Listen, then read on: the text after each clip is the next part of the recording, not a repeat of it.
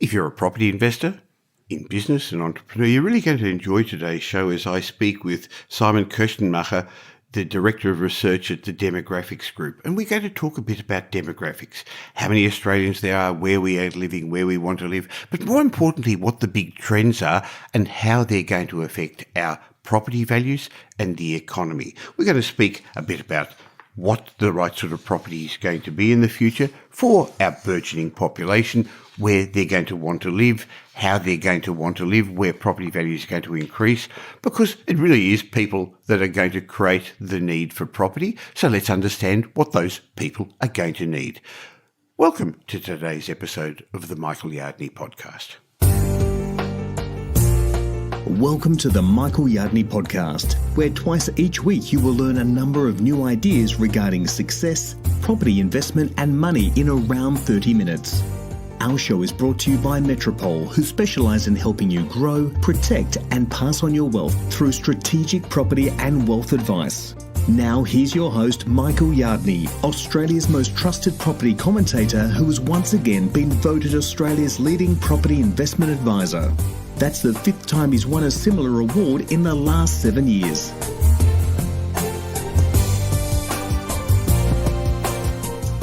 In my mind, demographics, how many of us there are, where we want to live, how we want to live, is going to be a major driving factor in our property markets over the next decade. In fact, I think it's going to be more important than changes in interest rates or short-term oversupply or undersupply of properties. But there's nothing new about this. Demographics has always been a major influence of our property markets. So understanding demographic trends can present a considerable opportunity for investors. So I'm really pleased today to have Simon Kuestenmacher as my guest today. Simon's a Director of Research at the Demographics Group. He's a social demographer and he's become an international influencer in data science. I've been following him for quite some time, and his mapping and his unique way of looking at data has gathered an international following. His views are regularly sought after in the media, and I read his regular column about demographics and urban development in The Australian, and I recommend you should as well. So welcome, Simon. Oh, thank you so much for having me. Now, Simon, for those who aren't really sure, let's start with an obvious question. What is a social demographer?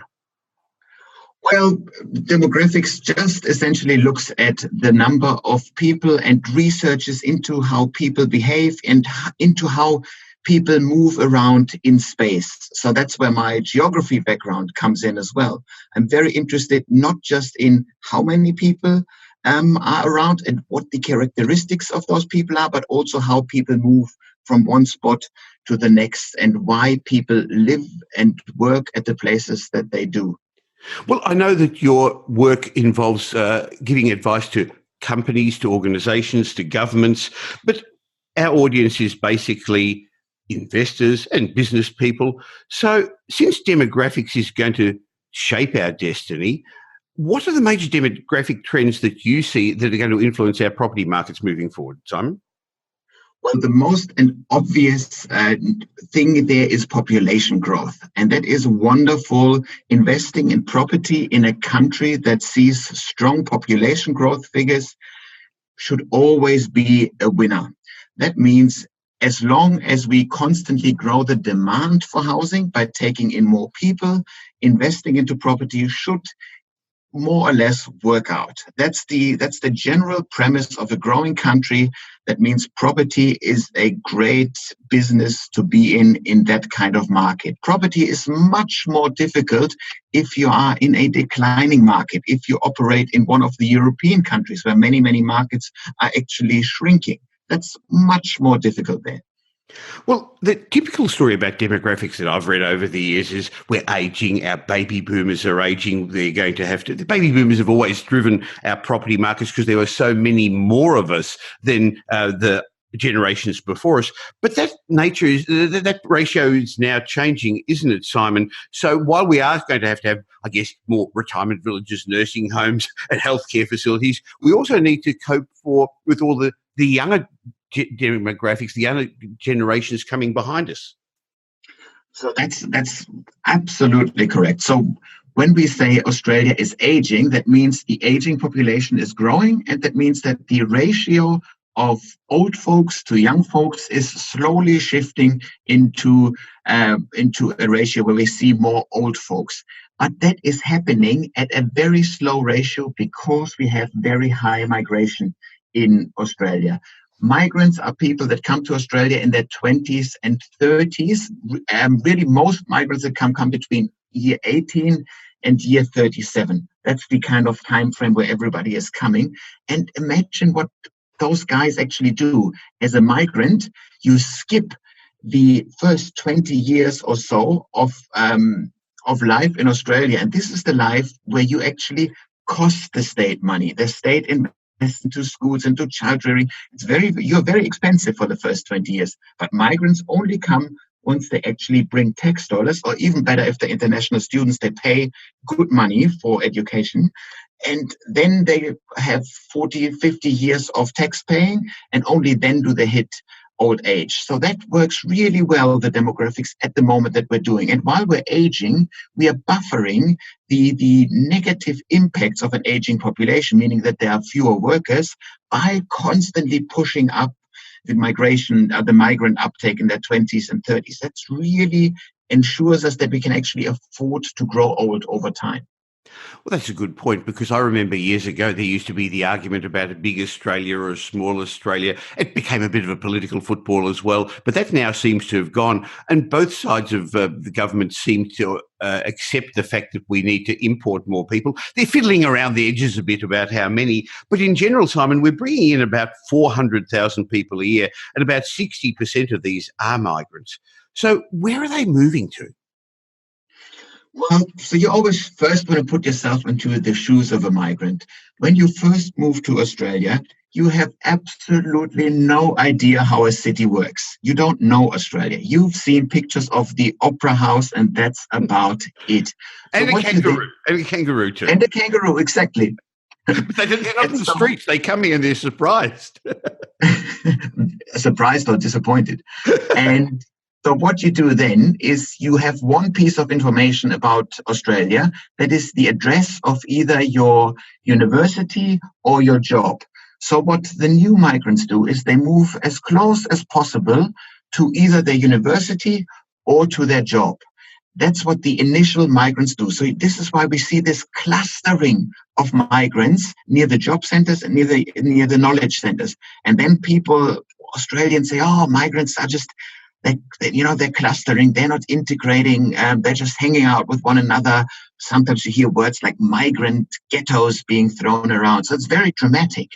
But then if we actually pull the data, if we deep dive into the data and we split migrants by recent arrivals, because the census allows us to know when migrants arrived in Australia.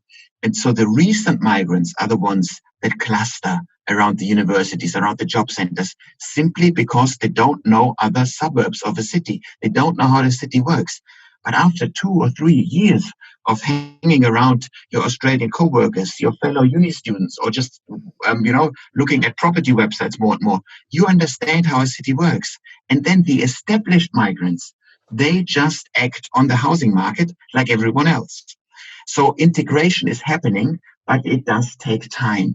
And in Australia, where migration is happening at a fast rate, that's undeniable, then that becomes a bigger challenge, because we get this perception that those migrant clusters get bigger and bigger because more and more migrants move just near the very limited job centers that we have in Australia, and then move on and integrate only over time. So we always need to ensure that we give our migrants the benefit of the doubt, and we just really trust that the integration happens over time, because so far it has happened with every wave of migrants that came through. There's nothing new about that. You're right. It has happened with previous migrants too. In the old days, though, Australia used to pay people to come in. People didn't want to come. My parents were migrants in the 1950s. I was, and listening to your accent, I believe you were as well. But in those days, the migrants, the Italians, the Greeks, the people from England used to cluster as well initially in their communities. But then as they became more familiar with Australia, they then moved out to the middle suburbs, and that's created waves of demographic change forever, really, hasn't it? And Australia's been built on migration going way back to 1800s and the gold rush. So I've got no issue with that. But some people are saying it's causing a problem. This fast growing population, how are we going to cope with it, Simon? Is it really causing problems? Well, so a couple of elements to this answer. The first answer is there is no city size that is per se bad. So we can't say, oh, Melbourne at 5 million is a problem, Sydney at 9 millions, 10 millions into the future, that's a problem, that's too big. That's not true. We can operate successful cities of any size, really. So it's a matter then of distributing population and jobs in a smart way throughout the city. And we need to ensure that we have decent traffic infrastructure in place so that we can move masses of people around a city in an efficient way. And over the last 10 years, when we saw this massive increase of people, Melbourne grew by 1 million people over just one decade. While population grew at a high rate, infrastructure didn't grow at the same pace. And that created lots of problems. And it in particular created problems because we distributed our new population in certain ways. We had this world where population or cities grew at a rapid pace. So we needed to build housing at a rapid pace. And there are two ways of building housing at lightning pace. That is, you can either build big skyscrapers in the city center, or you can bulldoze land on the greenfield sites and build housing up there. And this can be done by the big developers. And you need the big developers on board if you grow housing at this rate. So what that meant is that we created middle Australia, those inner suburbs, they are not densifying because the densification of those inner suburbs, even though all those urban planning documents actually want this can only happen by small-scale developers, by your mom-pop kind of like little companies that bulldoze a quarter-acre block and put on 2 townhouses or something like this. You don't provide housing for 1 million people in a decade in Melbourne doing this. That doesn't work. So it's the pace of development was a problem. And of course, also in Australia, you always want to remember that jobs come first in Australia. We have that many people coming to Australia because there are so many jobs coming. Then in Australia is unique in the world in the way that we distribute our jobs across Australia. We live on a really big continent, but 80% of population growth is happening in just 5 cities. And within those 5 cities, we really essentially have one central business district each, where we add all those nice new jobs. We really cluster them heavily into those CBDs. That means that everybody wants to live as close as possible to those CBDs. And then we create this house price pressure in the inner suburbs where everybody's competing for very limited land. And of course, the richer folks, the ones with the high paying jobs, they can actually afford to live somewhat close to the city and then have a somewhat acceptable commuting time. But you do need to pay really good dollars to get into such a home. But they're not just highly paid jobs in the CBD, in the city center. There are also many low paid jobs in the city center. And those folks, in order to have a house, they need to move further and further out from the job center. They really it's like they claw, they really just hang onto the urban fabric. They hang on the outer fringes for dear life and then have to commute really long hours to their jobs, which is frustrating. The rich don't like to commute. That's the problem, and they can afford not to. So you brought up a couple of things that are interesting. You don't know my background well, but I've actually been, and my company has been developing those townhouses in the middle ring suburbs of Melbourne since the 1980s. Now, there's a large part of my personal property portfolio.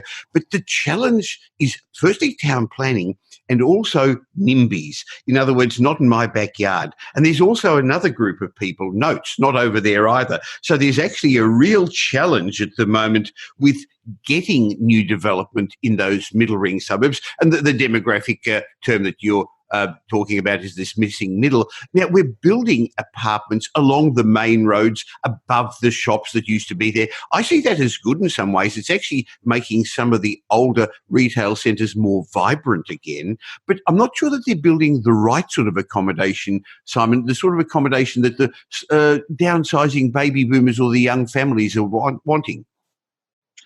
Oh, absolutely. So we do have a problem in the type of housing stock that's coming in. So we know from research that everybody wants a really big house for very little money. That's essentially what everybody wants. That doesn't work. So you need to adjust your expectations a bit. And one thing that people are not willing to adjust is the number of bedrooms. So if you know you're building a family, you're raising a family, so you say, I want a bedroom per kid. So that then just means I need a 3 or 4 bedroom house. And there is no such housing at scale being added to the inner suburbs, to the middle suburbs. If you want a bigger house, you need to go further out. So therefore, we are forcing families further out. That's one problem of the housing supply that is coming in. We see a small push, I would say, of integrating 4-bedroom apartments, and that's the idea of creating you mentioned the missing middle. That's the Parisian model or the European model of building a city, where you have 5-story residential units in the middle rings, and in those we have 4 or 5, even 6-bedroom flats. It's quite common to expect to have families living in these kind of houses, and we're not building them at the moment. Interestingly, the other thing in Europe is the houses have a much longer lifespan. Here, the things we're pulling down to build townhouses are 40, 50 years old. The land has become too valuable. But in Europe, I love going into these older buildings that are sometimes older than Australia, but they're still solid. They're still standing proud. Oh, absolutely. If you go through, let's call it the inner 10 kilometers of Paris, which we as Australians consider to be really beautiful and picturesque, you don't find a house that is younger than 150 years. It's impossible. And that means that those houses, they have been renovated occasionally, but that means you build high quality housing stock that lasts across generations. Over the last couple of decades in Australia, we built lots of subpar housing stock, which means that we can't utilize this housing to build intergenerational wealth. We rely on the land value to grow the wealth. That's a shame. We are really shortchanging us here, particularly because right now we are in, 27 years since the last recession by now. We are in an excellent time of economic history. So this would be an ideal time to build high quality, beautiful. Don't forget that housing also needs to be beautiful and practical housing stock that can then be upgraded. God knows what kind of technological advances will come in the next 50 years. But we will adjust the core housing stock to this. What we are forcing ourselves at the moment is we're forcing ourselves to just bulldoze houses that were built 20 years ago in another 20 years. There's no way around this. That's a pity. So more people are trading space, I should say, for place. They're not having the big backyards. They want to be closer to the CBD, as you said, and they're trading backyards for balconies. We've seen a significant trend for people wanting to live in townhouses, which is basically a large accommodation on a small block. And the recent census showed that was a large increase in, I think it was about 11% increase in the number of people living in townhouses. It's just the town planning that's an issue at the moment, Simon. Absolutely. This is it's a matter of town planning. Then it's an idea of actually pushing those regulations through, because you do fight lots of, resistance against those issues. If you want to densify a middle ring, the middle ring of Australia, the missing middle, you fight very powerful local government areas who will, and rightly so, it's their job. It's their job to look at what their local residents want and then to fight for these interests with federal government, with state government. That's the job of local governments. But with the NIMBYism happening, that means that the powerful and fairly rich and influential middle suburbs can actually fight off housing densification really well. And I would always argue that what Australia would, or the Australian cities would benefit from, is what London has. London has the Greater London Authority, which is a very powerful planning body that can make planning decisions for the whole city. In Australia, it's really hard for any kind of government body to plan the city as a whole, because you have very powerful local government areas, you have the state who quite often manages the road network, and then you have federal money flowing around. We're not trusting the individual city to make the planning decisions for the whole city. Brisbane has got a slightly different planning scheme where the Brisbane Council has a wider geographic area. But I take your point. And again, it's also got to be commercially viable for developers to do that. Of course, the trouble is the baby boomers, once they do want to downsize and don't always want to go to tree change or sea change, but want to stay with the same hairdresser and dentist and doctor and close to their kids, they've got nowhere to downsize now. That makes it hard. Well, absolutely. It's one of the surprising things when you look at data about baby boomers is that you see there is not as much downsizing happening as you would expect by the number of people moving into retirement. So people really, first and foremost, stick out as long as they can in their home and only downsize when the home becomes inaccessible. So it's not so much a lifestyle choice than a medical necessity need that is happening there. That then, of course, has supply issues, because ideal is these people still live very close to jobs, but they're not in a job. So that means that they force then the next family to commute a bit further because they can't move into that house. So one possible solution for that is very, very counterintuitive, and it comes from a economist called Evan Mast, who says that maybe more luxury apartments would be good for housing affordability. It sounds bizarre. But the idea there is that he says if you provide enough really beautiful apartments for the rich baby boomers, maybe that can then entice them to move out of their homes, and then the next poorer set of people can move into the baby boomer house. Those guys leave a middle valued house, and then it kind of trickles down. And it's incredible how that actually works, in particular because it is so contentious and very much counterintuitive. Simon, that's exactly what my wife Pam and I did. So we left our 4-bedroom home with an indoor swimming pool to live in now a luxury apartment, and a young family who wanted to upsize moved from the neighbouring suburb into our old house, and I don't know who moved into theirs, but the cycle moves on. So the challenge really is, I think, it's not easy to build and not always commercially viable to build those sort of apartments that you're talking about, but in the right demographic areas. And I'm talking about Brighton here in Melbourne, and there's the inner eastern suburbs in Sydney and the better suburbs of all our capital cities. I think that's a great idea.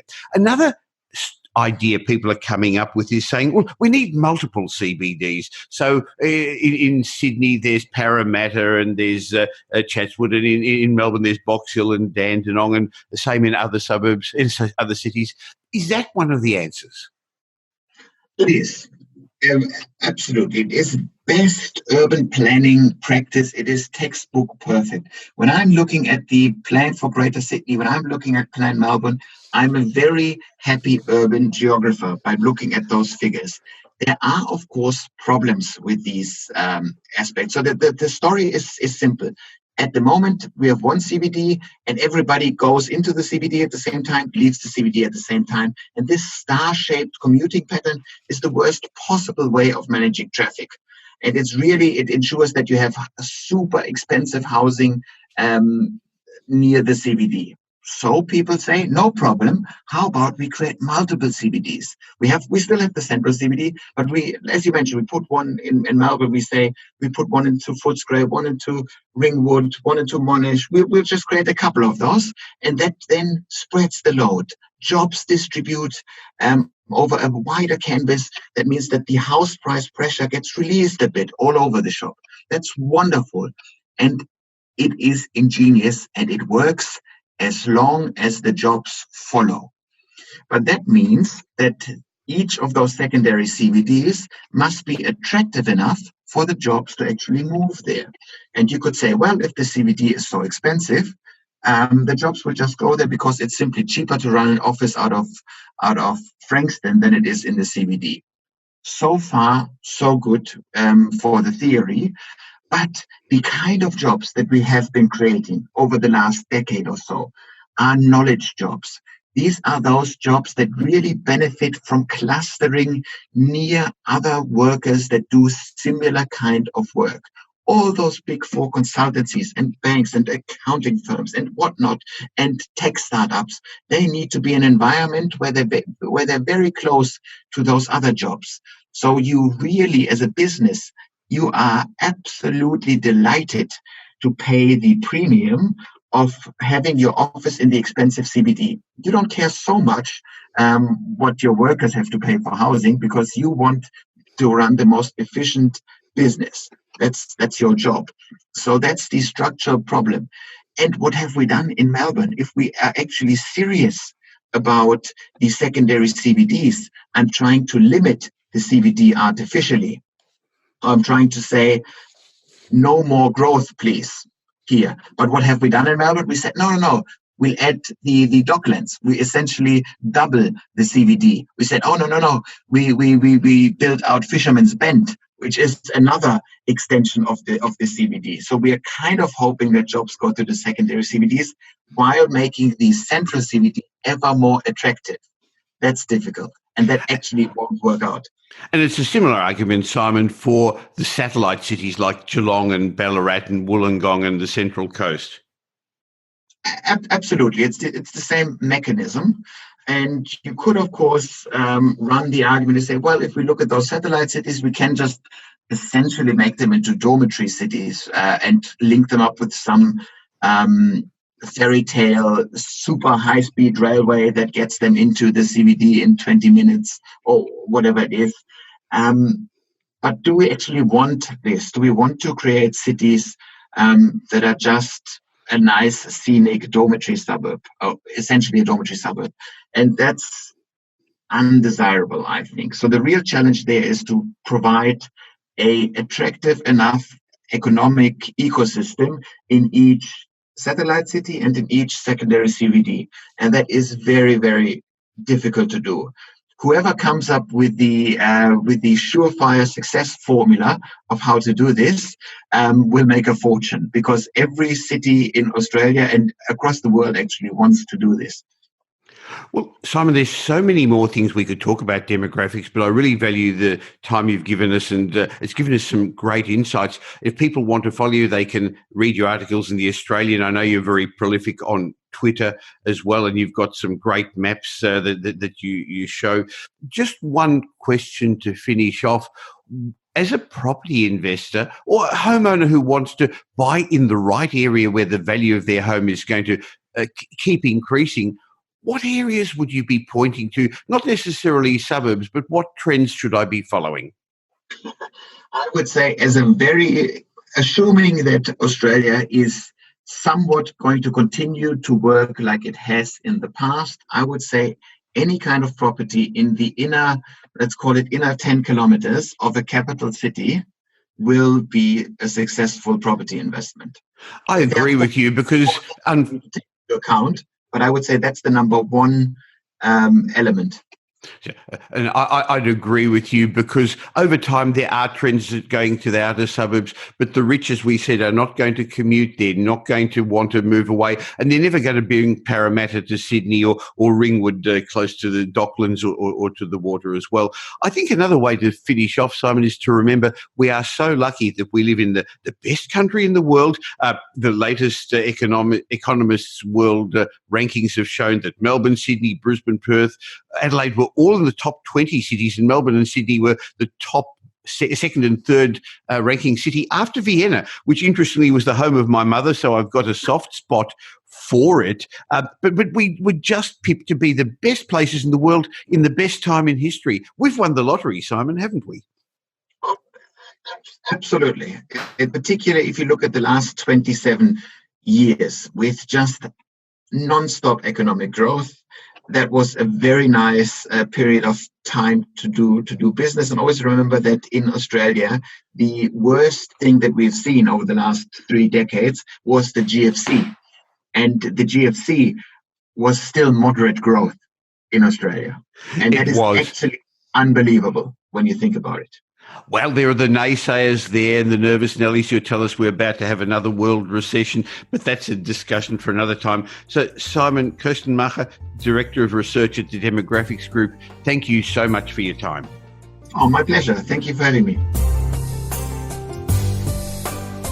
Well, I hope you enjoyed that show as much as I enjoyed my chat with Simon, because I love talking about demographics because it really is an important factor in determining our destiny of how we live and where we should invest and how we should run our businesses. And Simon's agreed to come back on again in a future show so we can discuss some further issues. And if you got as much benefit out of it as I did, please tell somebody about it. That's the best way we can pass the message on, because my mission is to help as many Australians and people from all over the world become financially independent by becoming more financially fluent by learning more. And if you've enjoyed today's show, please leave a review on iTunes or wherever you listen to this, because I love getting those as well. In between this twice a week Michael Yardney podcast, you can always catch up with information about property success, money, finance at propertyupdate.com.au, my daily newsletter, or you can follow me on Twitter, Facebook, or more recently on Instagram. And I love finding out about people on Instagram. You get a much better insight. So follow me at Michael Yardney at Instagram. Look forward to being with you again real soon. In the meantime, have a great week. Make it a great week. Thanks for listening to this episode of the Michael Yardney podcast, which was brought to you by Metropole, who help their clients grow, protect, and pass on their wealth through strategic property and wealth advice. If you like what you heard and don't already subscribe, you'll find us on iTunes or on your favourite Android app as the Michael Yardney podcast. Watch out for our next show, which comes to you twice a week, and you'll learn some new ideas about property investment, success, and money in around 30 minutes. To get more of Michael's thoughts, go across to www.propertyupdate.com.au and sign up for his daily morning briefing, and you'll hear from not only Michael but a group of leading property success and money experts. And just a reminder that the information you heard in this show today is general educational advice and not specific investment advice, as we don't know your personal circumstances. If you're looking for specific advice, why not ask the team at Metropole to help you?